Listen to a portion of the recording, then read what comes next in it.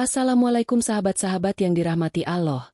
Hari ini saya akan menceritakan salah satu kisah NU Aiman yang gak kalah lucu dan legendaris. Bahkan sampai bikin sahabat-sahabat lain terjebak pranknya. Namun sebelumnya saya sarankan untuk menuliskan sholawat Nabi Muhammad agar kelak sholawat ini menjadi saksi untuk mendapat syafaat di akhirat. Like dan subscribe ke channel ini sangat membantu menyebarkan dakwah Islam dan menjadi amal jariah. Suatu ketika, Rasulullah dan para sahabat sedang dalam sebuah perjalanan.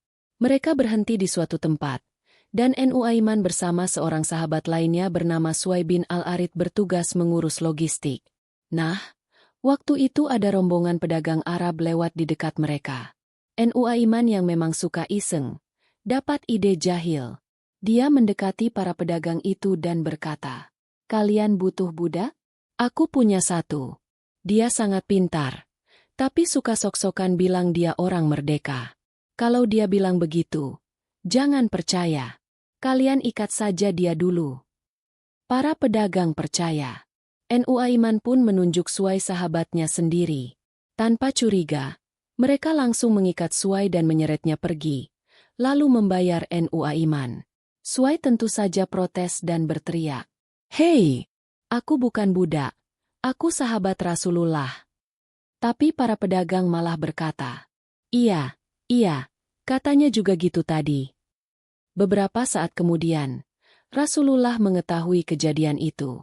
Dan ketika Suai akhirnya dibebaskan dan kembali, semua sahabat termasuk Rasulullah tertawa terpingkal-pingkal mendengar kisah jahil NU Aiman.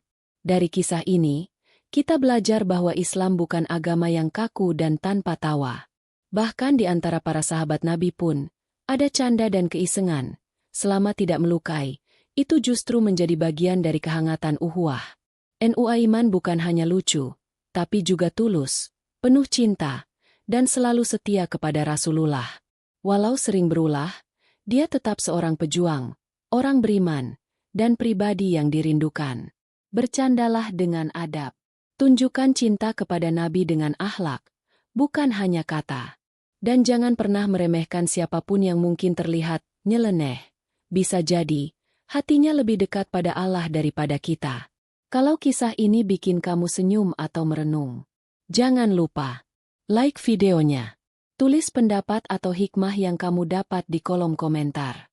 Share ke teman-temanmu. Subscribe channel ini supaya terus semangat menyebarkan kisah-kisah inspiratif Islam yang ringan, lucu, tapi penuh makna. Satu klikmu bisa jadi amal jariah.